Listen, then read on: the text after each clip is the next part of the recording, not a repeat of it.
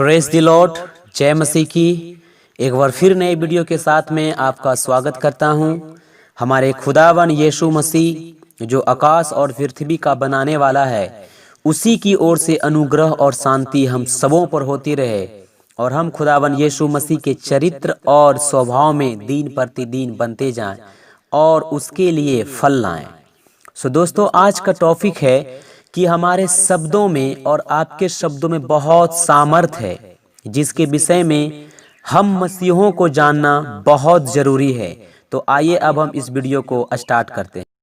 Subscribe कीजिए हमारे YouTube channel Elohim apologetics को और प्रेस बेल आइकन को दबाइए, जिससे हर वीडियो का नोटिफिकेशन सबसे पहले आपके पास पहुंचे। दोस्तों, जिस प्रकार परमेश्वर ने अपने शब्दों के द्वारा 6 दिन में पूरे संसार की सृष्टि की, ठीक उसी प्रकार हम हर दिन अपने शब्दों के द्वारा अपने लिए संसार को रचते हैं।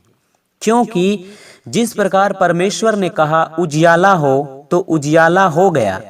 लेकिन यदि हम इसके विपरीत बोलते हैं, गलत बातें बोलते हैं कि हमारे जीवन में बुरा होगा, तो हम अपने जीवन में बुरा होगा की सृष्टि करते हैं। जबकि हमें निगेटिव बातें ना बोलकर पॉजिटिव बातें बोलने चाहिए, जो हमारे लिए अच्छा होगा। यदि हम बुरे बात कहेंगे तो हमारे लिए बुरा ही होगा, परंतु यदि हम भले बात कहेंगे तो हमारे लिए भला ही होगा, क्योंकि हमारे शब्दों में सामर्थ है।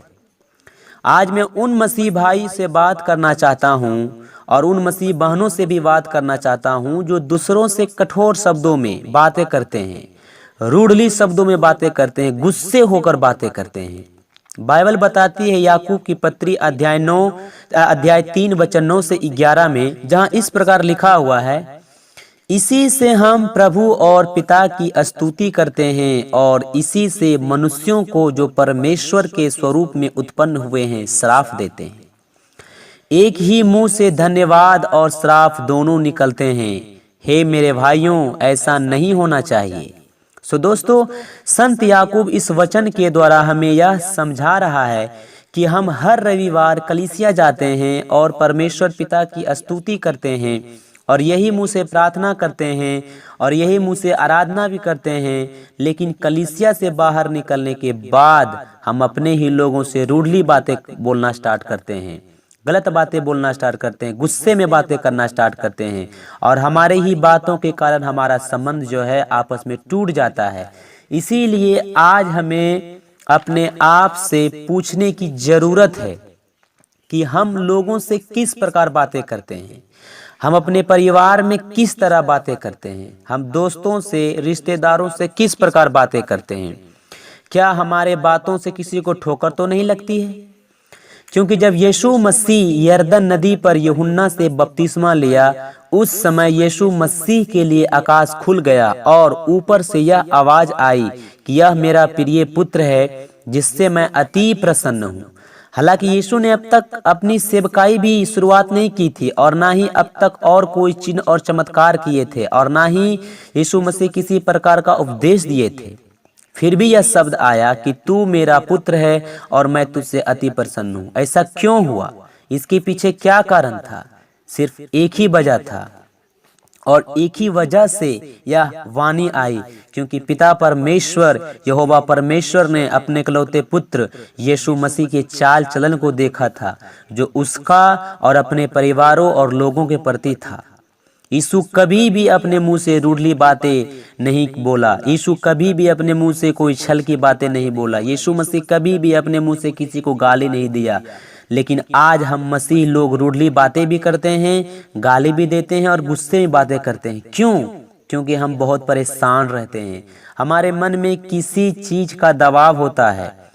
बहुत बार क्या होता है कि हम अपने काम का टेंशन घर ले आते हैं और घर में आकर माँ बाप, पत्नी, बच्चों से रूडली बातें करते हैं और पूरा घर का माहौल खराब कर देते हैं।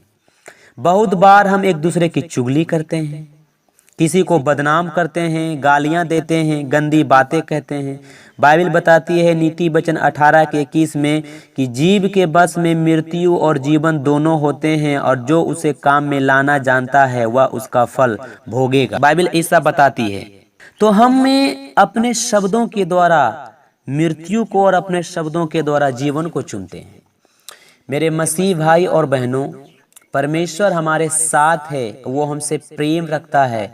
सही समय पर वो सब कुछ ठीक कर देगा और हमें परेशान होने की जरूरत नहीं है। हमें शांत रहने की आवश्यकता है और प्रेम से बोलने की जरूरत है। इसके लिए हमें पवित्र आत्मा से मदद मांगने की जरूरत है और जब हम पवित्र आत्मा से मदद मांगेंगे तो पवित्र आत्मा हमें मदद करेगा।